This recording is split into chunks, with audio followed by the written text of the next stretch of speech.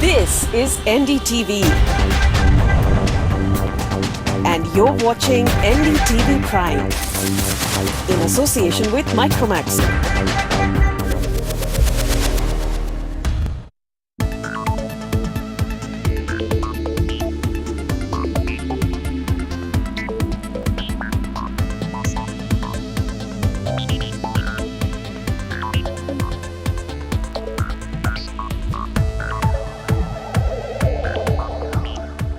Hello and welcome to Off the Cuff. In fact, what happens to be the fourth edition of Off the Cuff. And what have we had so far? We've had two key ministers and we've had one key investor in Startup India. And who do we have now? We couldn't have actually waited one more before getting a cricketing icon on the show, because cricket is India's religion, business, obsession, everything. So we have who else but Rahul Dravid. Thanks, Rahul, welcome to Off the Cuff. Thank you. Thank you very much for having me. We know you to be a man of few words, and we know you to be somebody who's always conscious of where the off stump is. You have to be.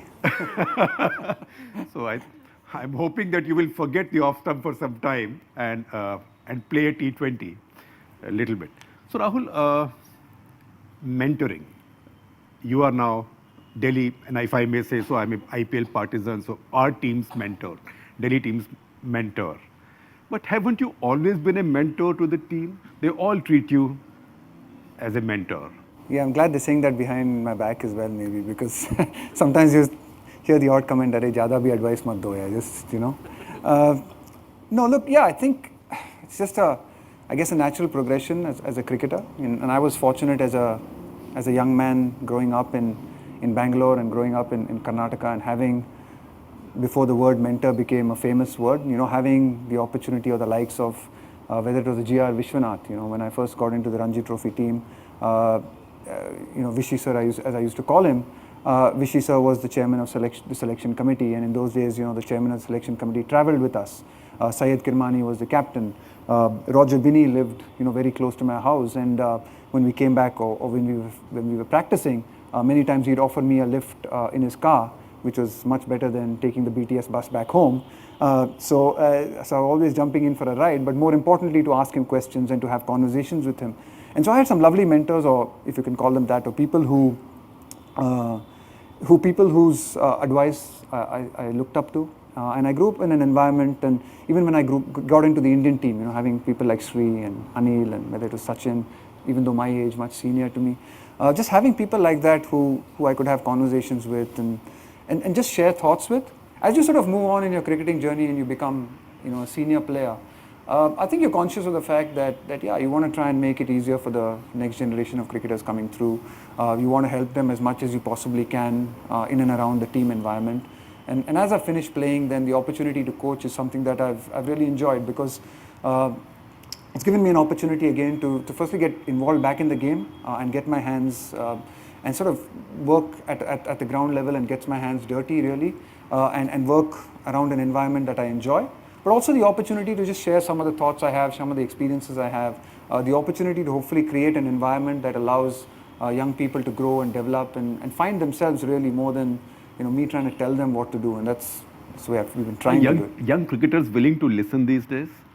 Are they open to mentoring? I think the generation today, they challenge you, they ask you questions, they want to learn, but they're not blindly going to listen to everything you have to say. So I think it's a slightly different approach to the way to approach them. It's really about challenging them and not just, I don't think it's more conversations, more about trying to help them find their way rather than imposing a way. And I think that's something that we are slowly changing to, and I'm glad about that, because it's not anymore about just dictating to people. So what's the most interesting or intelligent question that one of these youngsters has asked you lately? Look, you do get asked a lot of technical questions, but the ones that I really enjoy and I think that a lot of times, I think have a lot of relevance, especially to players once they've reached a certain level, is a lot of the conversations around the mental side of the game, or whether it's how did you approach a particular situation, or what it is when you particularly get nervous. And a lot of times I tell them is I don't necessarily have the answers. What I can share is the experiences through my journey. For example, just the other day I was having a conversation with a player and he was talking about, how every time he fails, he gets depressed and he gets disappointed and he's not able to sort of, recover from that very, very quickly. And it sort of goes back to your own time as a young player coming through when you're not a very confident young player and you start equating your results and your performances with who you are as a person. And clearly, very much early on in my career, when I did well on a cricket field, I would walk down next day to breakfast with a spring in my step and I would walk with a smile. But if I did badly, I might avoid the breakfast, because I would think that people were judging me, or I would, look at, I sort of viewed, I guess, my life based on my success and failure as a cricketer. And I can see that with a lot of the young cricketers, and you sort of try and tell them that hopefully as you get older and you get a bit more mature, you realize that who you are as a person is very different from who you are as a cricketer, and you cannot actually, you can't, just because you don't score runs doesn't make you a bad person, and just because you score a few runs or take a few wickets doesn't mean that, you're a great guy. And I think just understanding that distinction is not easy for young people, and how you manage your emotional and mental energy outside of the cricket field so that you can bring that emotional and mental energy onto the cricket field, I think is as important as any amount of technical coaching that I can give them. And there again, I don't have the solutions.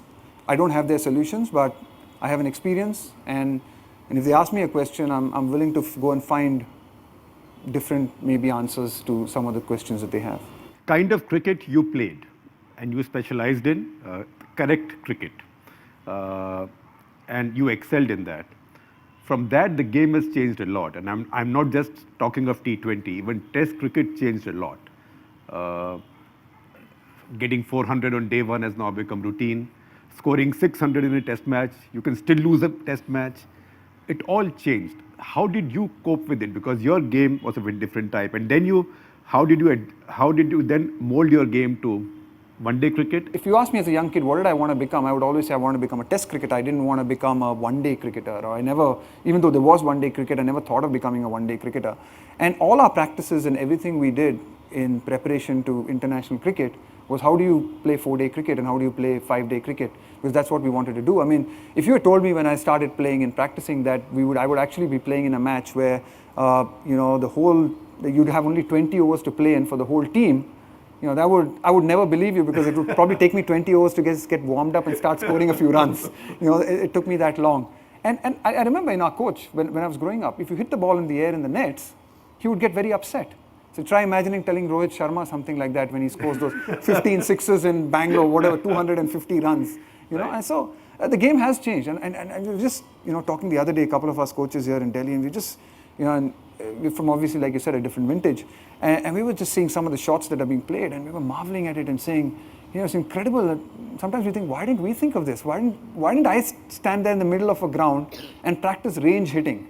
When I see Carlos Braithwaite today just hit the ball and it goes miles. You were not an ordinary slip catcher. I worked on it. I'd say I practiced it. A lot of my cricket and a lot of what I've done has been a lot about practice. I don't think I was yes, I have big hands. That's a genetic advantage, so that's helpful. And it does help when you're a slip catcher to have big hands. That, by the way, is a world record that he holds, the highest number of slip catches in Test cricket. And caught Dravid bowled Kumble is to India what caught Mark bowled McGrath is to Australia. I think taking catches was for me one of the best things of playing this game. I mean, one of the things I found is when you took catches, you just got an opportunity to celebrate with everyone. Even if you scored 100 as a batsman, you sort of raised your bat and your partner came to you and celebrated with you. And you had to wait till you went back to the dressing room before everyone came and said, well done. But if you took a good catch, everyone just was there. And you got a chance to contribute to someone else's success. And I think the most disappointing times for me in a cricket field have been when I've dropped catches of someone's bowling. I think sometimes you see the effort that a bowler puts in, and sometimes it's hot, and he's running in, Srinath's running in, and he's into his 20-second over, and he finally manages to get a nick on a slow wicket, and you put it down, and you just feel like you've let somebody down. And I think so that was, and I worked on it. I think slip catching was something that I worked quite hard on. I remember sort of getting into the Karnataka team and putting a lot of time into slip catching and really taking lots of catches, really sore hands at times to get there. So it wasn't something I was born with, but I worked pretty hard to get pretty good at it. So if I may remind you of one that you dropped, I think in Melbourne. I dropped many. And I can remember a lot of them, believe me, Shekhar. First test, I can't remember the ones I took, but I can remember a lot I dropped. First test, Ashwin if that was taken, that match, Yeah, I the know. course of that match and the series would have been different. Michael Hussey, yeah. Michael can- Hussey, yes. And exactly one of those ones, Ashwin was bowling beautifully in that spell. Beautifully, He was actually bowling beautifully. And I put down a very, very simple catch of Michael Hussey. I think by the time that was my last series and my catching had really gone to, I was struggling. Bat and with behind, I think, as a slip catcher. So it's a good thing I retired after that. But yeah, I mean, he was bowling beautifully and he really deceived Michael Hussey, who's a class player of spin. He deceived him, created the opportunity, and I put it down. And the opportunity never came again. So, I think things like that, and it does hurt. So you put in the effort, and you are going to drop catches. I think being part and parcel of a slip catcher is... Because he said to me that on Walk the Talk that he had seen Graham Swan do that to Hussey, and he had followed that and practiced that. And finally it happened, and he said, my idol of all times put it down. Yeah, I'm Just sorry, luck. Ashwin. Very sorry. I said sorry to him then. But I know if he's still giving you sleepless nights, I'm really sorry. So when did you decide, limited cricketing knowledge, when did you decide that the best way to play Shane Warne was against the spin? When I was getting out playing him with the spin.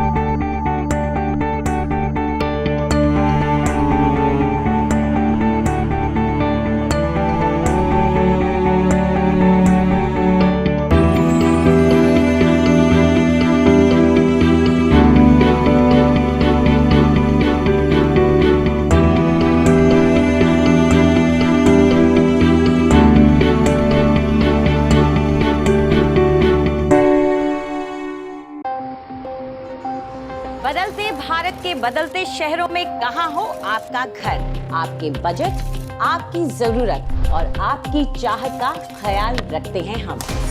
पूरे भारत के property बाजार पर करीबी और पक्की नजर, साथ में आपकी परेशानियों को भी उजागर करते हैं हम। GAURS presents Property India, powered by Reliance Home Finance. शनिवार शाम 7 बजे सिर्फ NDTV प्राइम पर। Presented by GAURS, your own world. All projects delivered on time, every time. Powered by Reliance Home Finance, making India self-reliant. In association with Johnson Tiles, redefining lifestyles worldwide. एक शब्द सुनकर खुशियां बरसे। Yes. एक yes आपकी जिंदगी बदल देता है। हम समझते हैं यस का महत्व। यस बैंक, इंडिया बोले yes.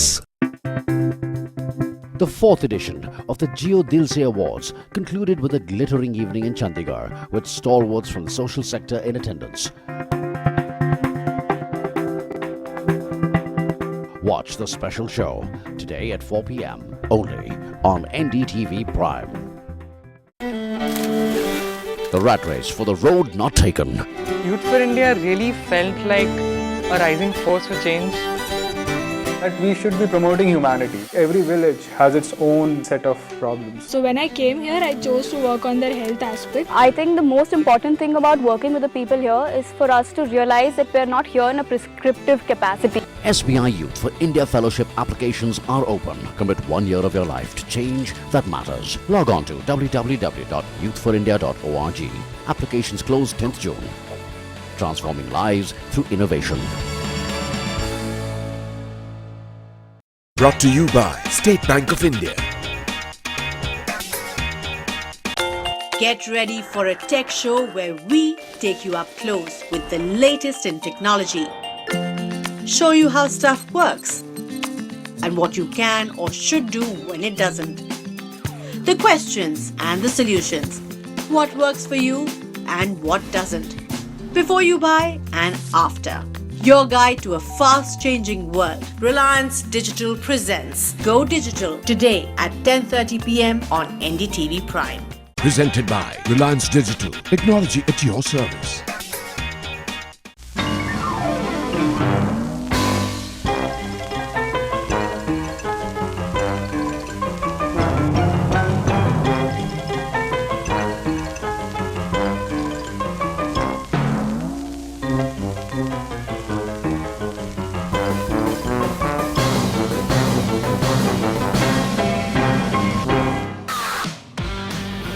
Play the silence on vehicle maintenance and switch on C&B Bazaar Buzz to solve all the mysteries that surround your ride.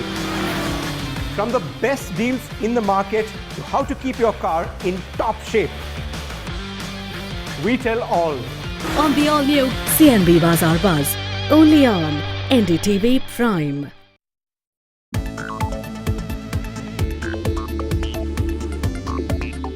Playing a spinner like Shane Warne in an innovative way.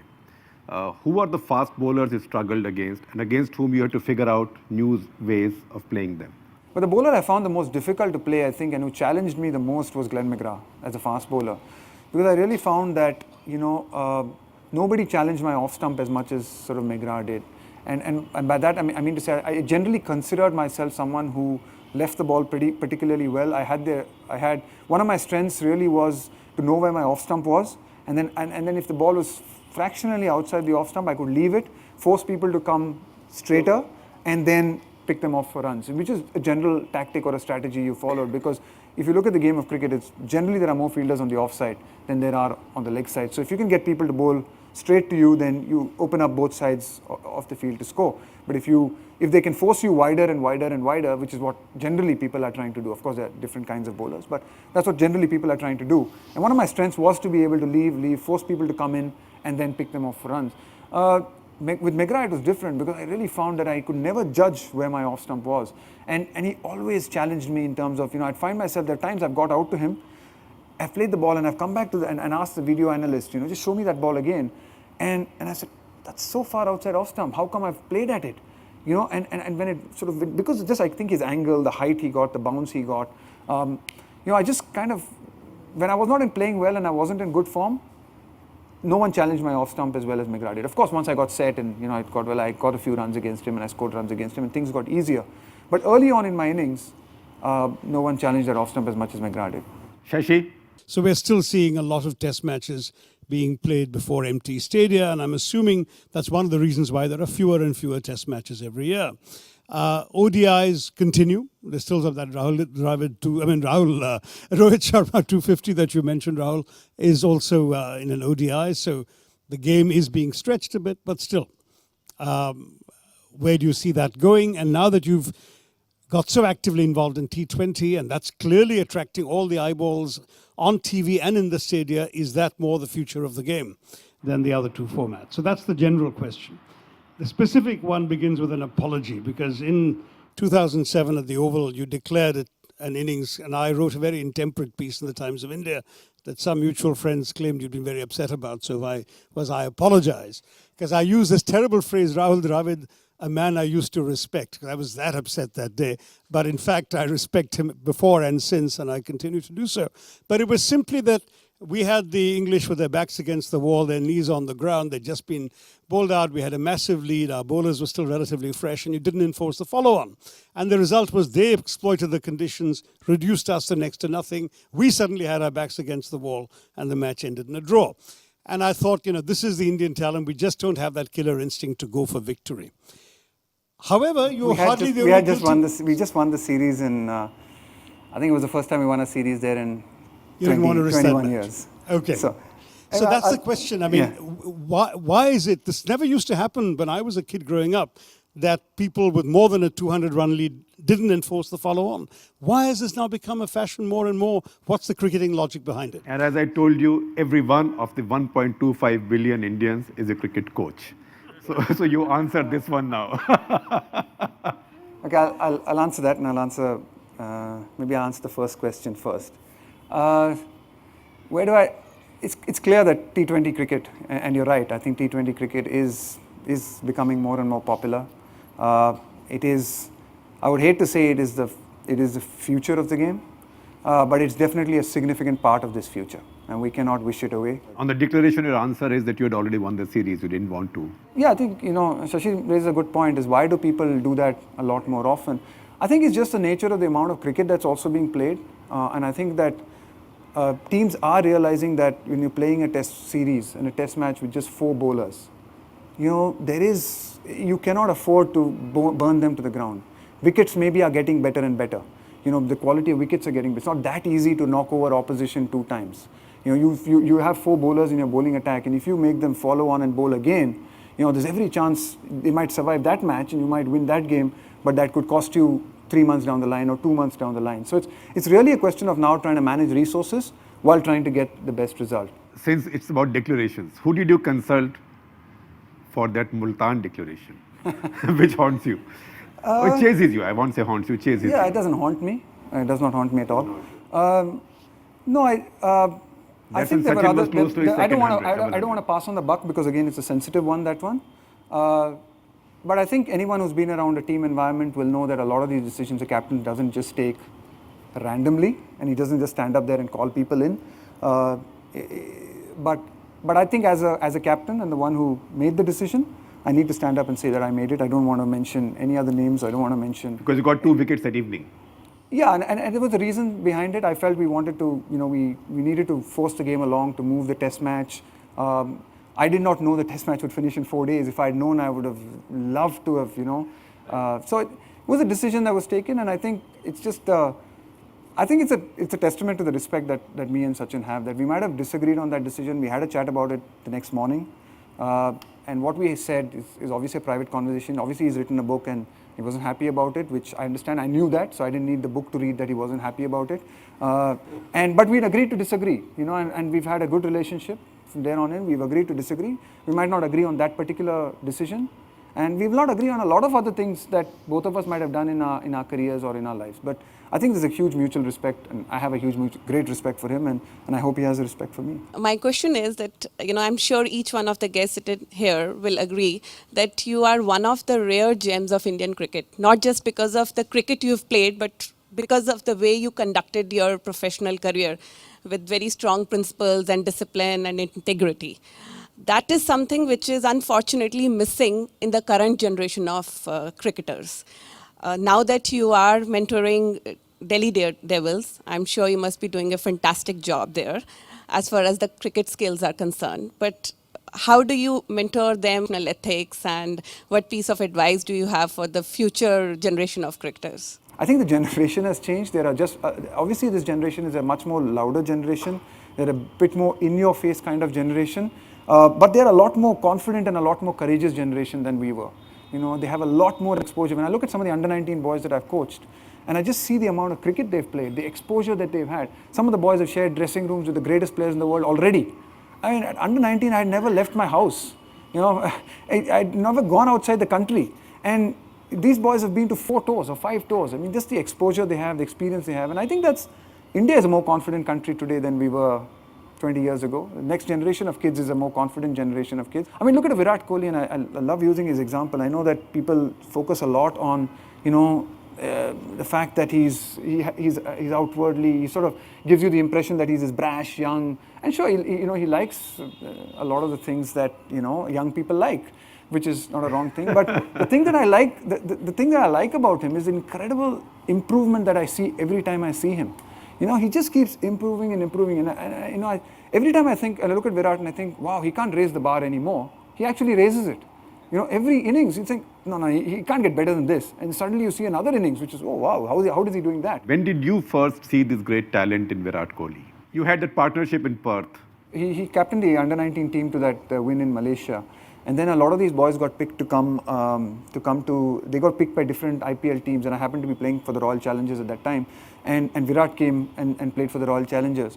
And, we could see that there was this really exceptional talent. He was really talented. He hit the ball beautifully and he played really well. But he had some obvious weaknesses and he had some obvious faults. Such as what? Such as I don't think he was as good a player of the short ball as he, at that stage. I remember, coming up against Dale Steyn in the nets, or, and he wasn't playing short bowling very well. I remember his first series in the West Indies as a Test cricketer. Sachin and a lot of these boys after the 2011 World Cup missed the West Indies series, and we played 3 tests in the West Indies, and Virat played the first Test match we played in Jamaica, and I had a short partnership with him, and Fidel Edwards in that particular game, really troubled Virat Kohli against short bowling, and he didn't look comfortable at all. And then suddenly when I saw him 6-8 months later, he had improved. He was a better player. When I saw him 6 months later again, he had really almost sorted out the problem. And I think that's the obviously he has an obvious talent. But I think his greatness is that he's able to answer questions constantly that are posed to him, which is why he's constantly able to grow. I mean, if he had a problem against Anderson outside the off stump, 6 months later in Australia, he had resolved the issue.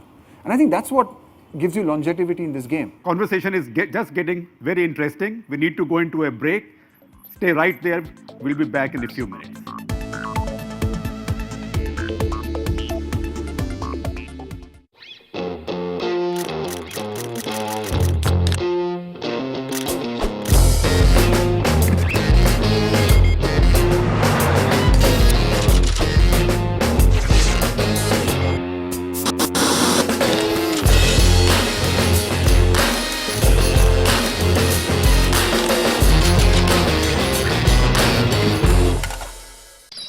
यार इतना time हो गया, तूने 4G के बारे में कुछ बोला ही नहीं।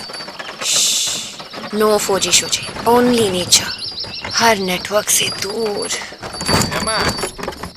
Left right I think we lost straight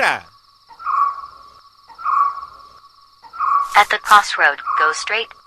Then after 500 meters, take a sharp left at Collier Road. Impossible. Impossible illa madam. 4G. At the crossroad, go straight. After 500 meters, take left. Okay. एक शब्द सुनकर खुशियां बरसे। एक yes आपकी जिंदगी बदल देता है। हम समझते हैं यस का महत्व। यस बैंक, इंडिया बोले yes. The world of startups is all about passion, drive, hunger, amazing success and crippling failure. And on Unicorn, we lifted the Iron Curtain. But now in the season finale, we take it to a whole new level. The first statement they made, बच्चों को कौन seriously देखता है? This is an opportunity from a set of young folks who will succeed and will make others succeed too. There is so much black money in this economy that, the minute something gets through any network, it has to translate from black to white. You can't say, she has money, I need the money, meet each other and good luck. Idea presents NDTV NASSCOM Unicorn, Chasing the Startup Dream, the grand finale. Powered by Grant Thornton and Bruce Clay India. Unicorn Saturday at 4:30 p.m. on NDTV Prime. Unicorn, presented by Idea 4G. Powered by Bruce Clay, providing internet marketing services to the world since 1996. And Grant Thornton, an instinct for growth.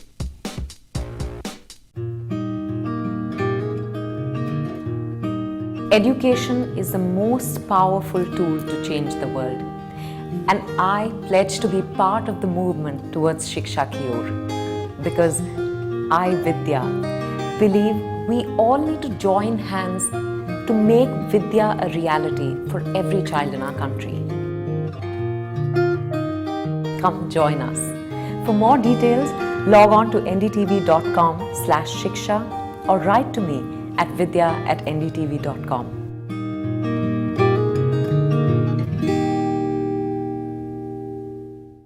Shah Rukh Khan uses ndtv.com. Do you?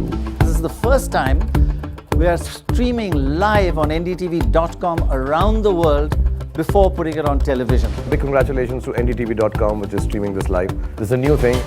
ndtv.com and the NDTV app. The latest news wherever you go. Gadgets, gizmos and devices, it's the best time to be alive.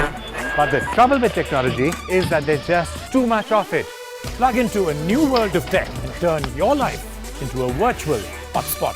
The coolest gadgets, the hottest deals, we'll tell you where to find it, how to use it and why we love it. We've assembled the best experts in the country to make sure what you buy is the best in its category. They've tried it so that you can buy. Unboxed, the ultimate tech buying guide. Monday at 8 p.m. on NDTV Prime. Please do keep on going on to ndtv.com. It's an amazing site. It gives you news, coverage, everything. So I'm telling you, please go to ndtv.com right now.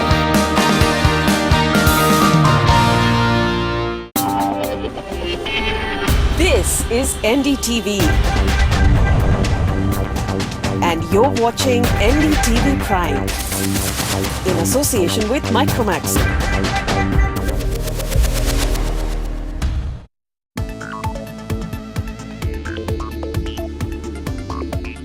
Amrit Mathur, familiar cricketing face.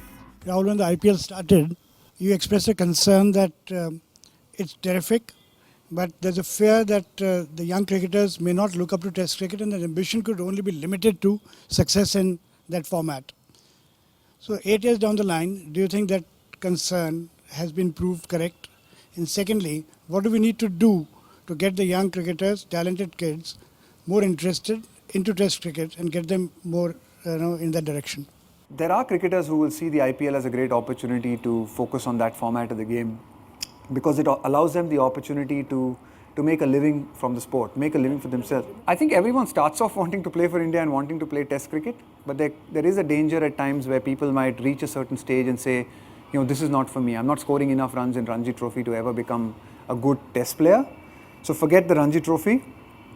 I'll focus on working on specific T20 skills that I know are valuable to any one of the 8 IPL franchises, and I could get a good amount in the IPL auction, and that could be good for my life, for my family's life, and I don't fault people with that. In the end of the day, people need to make a living, people need to look after themselves, they need to look after their families, and so yes, there are people who will take that option, and that exists. I see that happening, but also at the side by side of that, I mean, the success of people like Virat Kohli or Joe Root or Kane Williamson or Steven Smith, is actually a great inspiration for a lot of the young cricketers as well, because it tells you that you can succeed in all the 3 formats in the game, and why limit your ambition when you can actually, there is success and an opportunity to play 12 months of the year rather than just 2 months of the year. So why play cricket just for 2 months when you can play 12 months of the year? What is your view on this water and IPL issue? It's one of the ones I should leave outside of, I know. No, look, I just heard, I didn't even know, I was just at practice, we were just practicing on the court line, and I just, on my way back, way here actually, someone told me that apparently the games are going to be shifted now, and some of the games, in fact, it affects us, 3 of our games are going to be shifted. I think it's a serious issue, and obviously water is a very, very serious issue, and the fact that, so many people are dying because of a shortage of water is a very serious issue. But I think by linking it to cricket and to IPL matches, we actually trying to trivialize what is actually a really serious issue. We make cricket and the IPL as important as that issue, which I think it's not. A drought in Marathwada, yes. Yeah, how can a drought be as important as cricket? It's just a cricket tournament, it's just some cricket matches, and it cannot be that important. And by actually, I just think, I don't know, if like not having cricket matches in Maharashtra would solve the problem, in fact, if we didn't play IPL and we would never have droughts again and we would never have a problem, then we should never play IPL. Honestly, we should stop playing. Really, I mean, why? We shouldn't, because if it would solve the problem, but I'm not really sure it would solve that kind of rain making, we have to get Lalit Modi back first. Won't happen without that. Rahul, I don't know if you remember, but we had a conversation on the 2011 tour where you had expressed... Were you the manager on the tour? Yes, I was. You had expressed your concern about 2 youngsters growing up. One of them is going to school, the other one's not going to school and playing cricket throughout, whether they have a fair competition between them. Chances as a cricketer as they're growing up. Have you, it's been 5 years since then, have you observed something since then regarding that?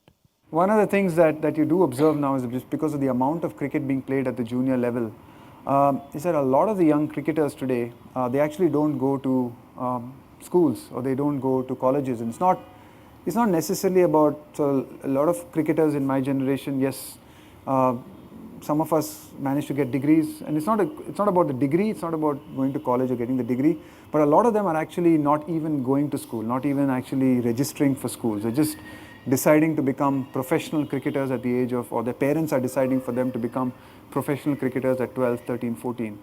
And that's just the way it's headed. I mean, unfortunately, I don't think there's a turning back from that. There's no turning back from that, because once that wheel has moved in that direction, it's going to be hard for people to compete with these kind of cricketers, in the short term, at least at a junior level, who are just playing cricket all the time. The danger, of course, of that is that a lot of these kids are putting all their eggs in one basket. And as we know, and history tells you, that very few actually go on to play for India. The percentage of kids from Virat Kohli's under-19 World Cup winning team, he's the only guy, or maybe Jadeja is the other one who's gone on to play for India.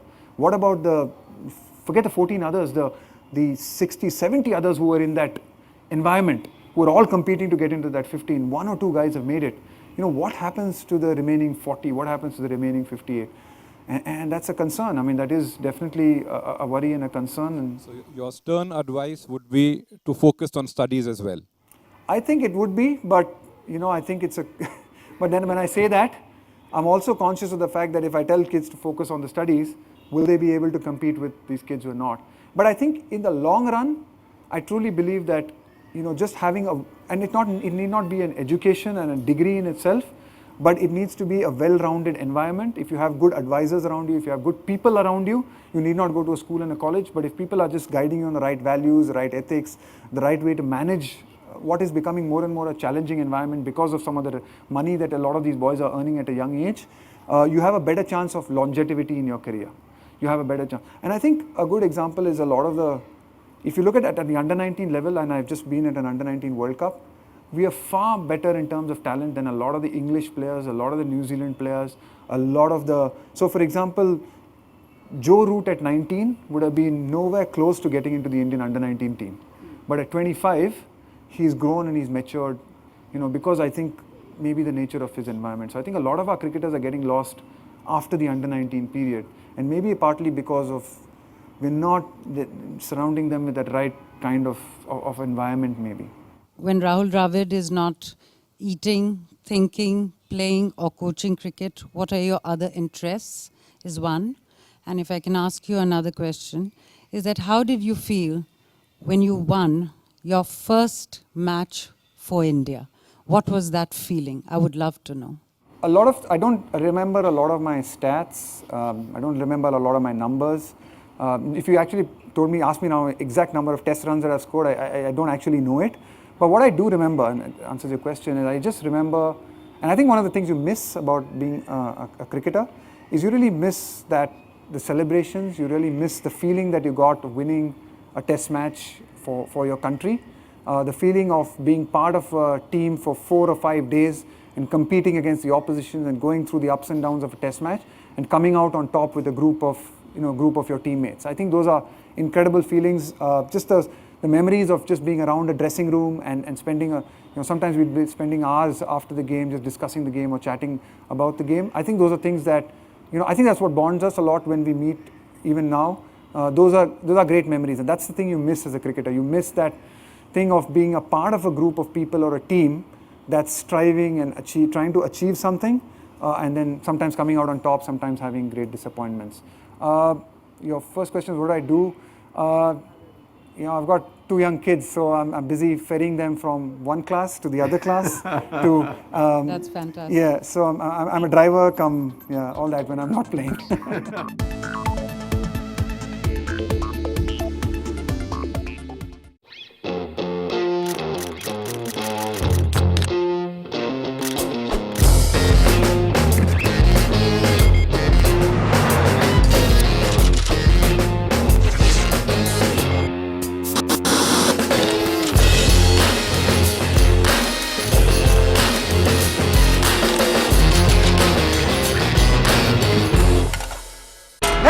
We're paying a lot of money for this, so you better pay attention.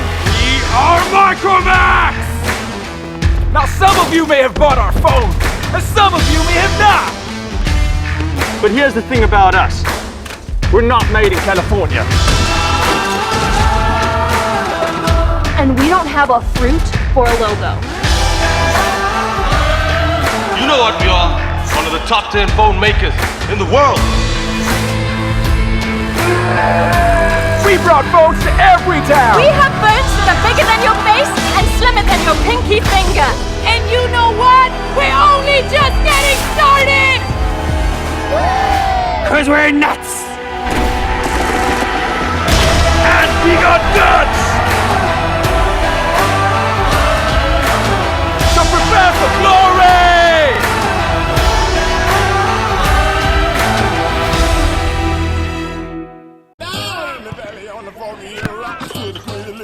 steam and blowing his top, fire in his eyes and smoke from his head. You gotta be real cool to hear the words he said. He did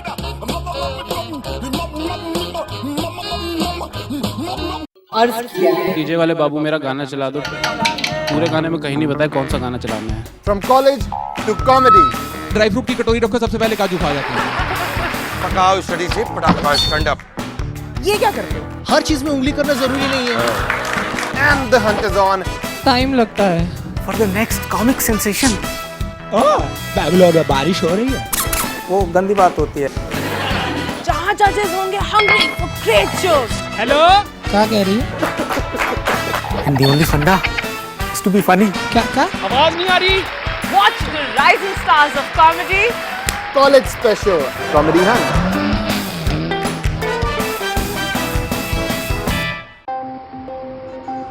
बदलते भारत के बदलते शहरों में कहाँ हो आपका घर, आपके बजट, आपकी जरूरत और आपकी चाहत का ख्याल रखते हैं हम। पूरे भारत के प्रॉपर्टी बाजार पर करीबी और पक्की नजर, साथ में आपकी परेशानियों को भी उजागर करते हैं हम। Gaur presents property India, powered by Reliance home finance, शनिवार शाम 7 बजे सिर्फ एनडीटीवी प्राइम पर। Presented by GAURS, your own world. All projects delivered on time, every time. Powered by Reliance Home Finance, making India self-reliant. In association with Johnson Tiles, redefining lifestyles worldwide. Please do keep on going on to ndtv.com. It's an amazing site. It gives you news, coverage, everything. So I am telling you, please go to ndtv.com right now.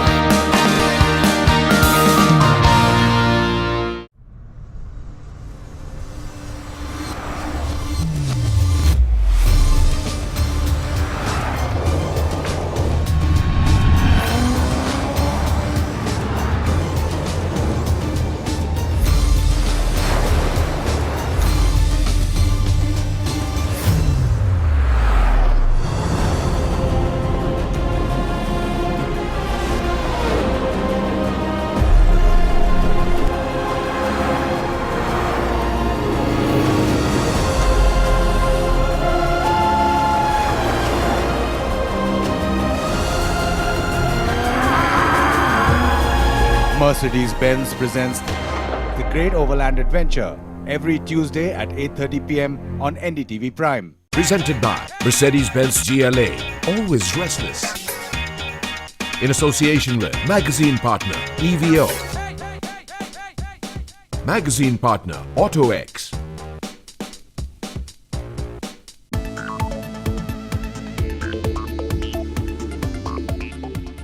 Welcome back to Off the Cuff. We are in the middle of a Rahul Dravid innings, which is now picking up pace as it usually did in 25th or 30th over.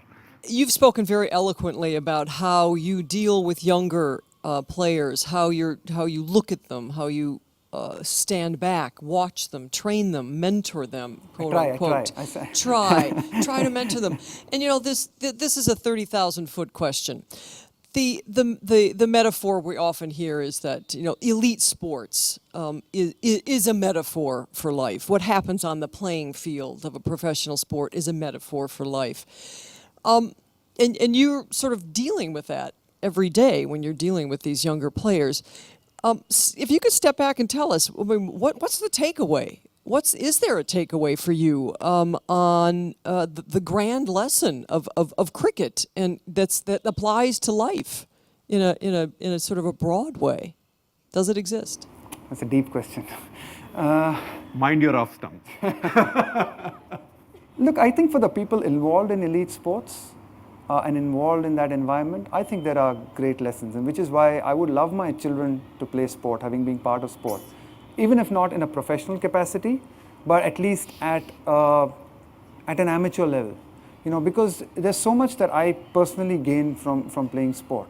You know, just the friendships that I made, the camaraderie, just learning how to deal with so many different people. The diversity in a cricket team is incredible. Just the backgrounds people come from, and you just have to learn how to, you know, manage them. You have to learn how to deal with those. You just learn how to adjust with people. You learn how to spend 8-9 months sometimes with, you know, different kinds of people, and I think that's that's important in life as well. And I think you sort of take that on even if you don't play, professionally. There's a lot about life is about dealing with people, about communication. A lot about life is about dealing with failure and success. And I think just the uncomfortable feeling that comes with having experienced disappointment and failure as a young cricketer. Just the terrible feeling that we get when you lose a match as an under 15 boy or as a young man. And I think in a lot of ways that sets you up for life. I mean, life's not only about disappointments, but there are disappointments along the way in life, and you're not going to get everything you want. But if you've experienced that as a young man and as a cricketer, I think you're just better equipped to deal with that when you do experience it later on. But since you talked about learning to deal with diversity and very diverse players, who was your most fun roommate? My most fun roommate? I'd say, the person who sort of surprised me the most, I think, has been Navjot Singh Sidhu.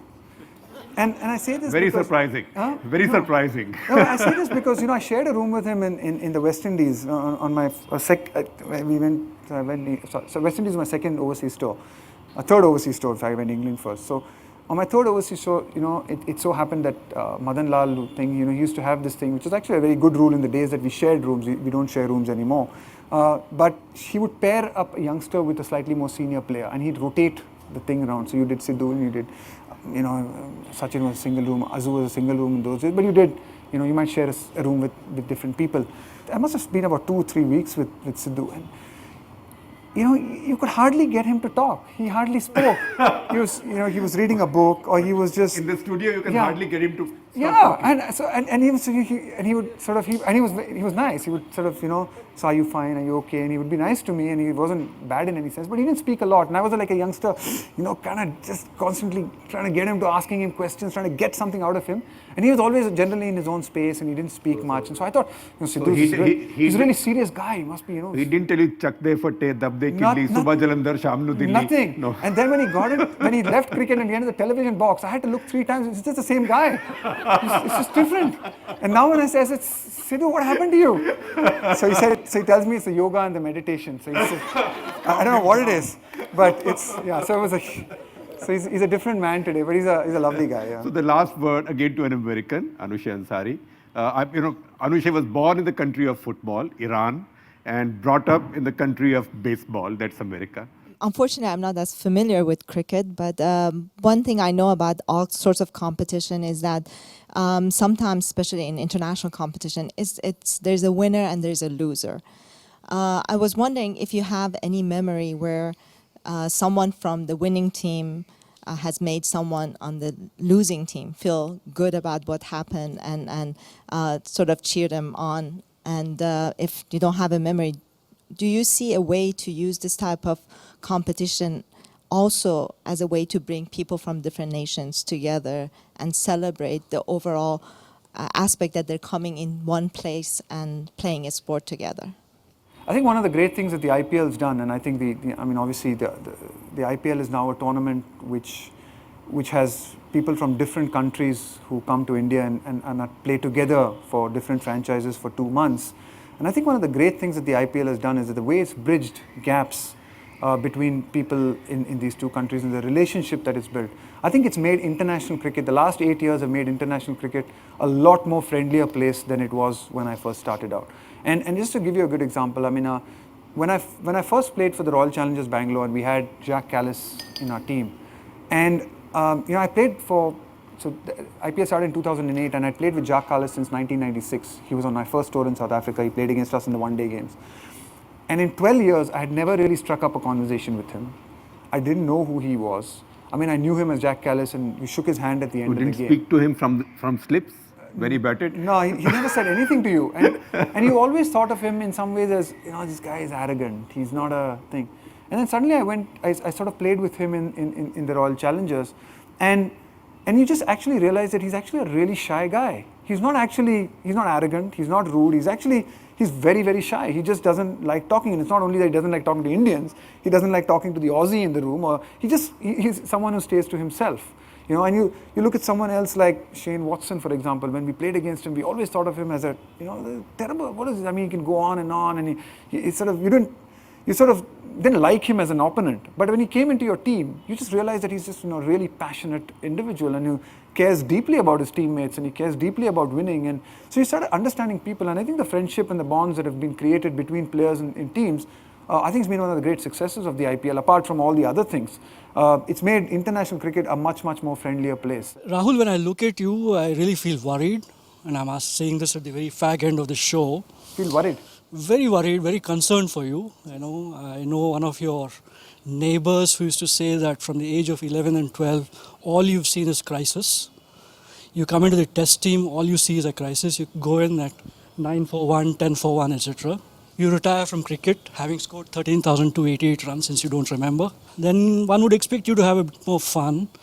Then you become a coach of the under-19 team. And then people start talking about you as the India coach. Frankly, do you ever let your hair down? I mean, do you really ever have fun? You look so serious, you say such pat answers to everything. Do you really ever have fun? And I really sometimes worry for the children sometimes. Yeah, I look a little bit more serious than I am, I think. At least at home. Yeah, so I'm not a life of the party, so you won't see me dancing on the, jumping up and down in a party. But yeah, it's not something I would be very comfortable with, I must admit. But I do. I mean, I love spending time at home, and I just, that's my place really. That's where I chill out and I can be myself and, spend as much sort of really enjoy being at home, as long as they'll have me, because they also, after some time, they're saying, Dad, when are you leaving? So we can just get on with our normal lives. In fact, now that you say this, in closing, I'll mention to you that very often when Dr. Manmohan Singh would look so worried all the time. Yeah, it's actually, I think, a lot of people, you look so tense. No, I'm not really tense, but you look so tense. No, I'm not really tense. I used to say, why is he looking like Rahul Dravid at 32 for 4? he had a few more worries than I did, I must admit. I mean, being the Prime Minister of this country is a little bit more than trying to bat at 32 for 4 or whatever that. Good of you to say that. I think he'll feel happy. He doesn't live far from here. So thank you very much. I wish this had gone on like one of your innings into the next day and then more and more. But thank you very much. You've been very patient, and thank you all. You've been a wonderful audience.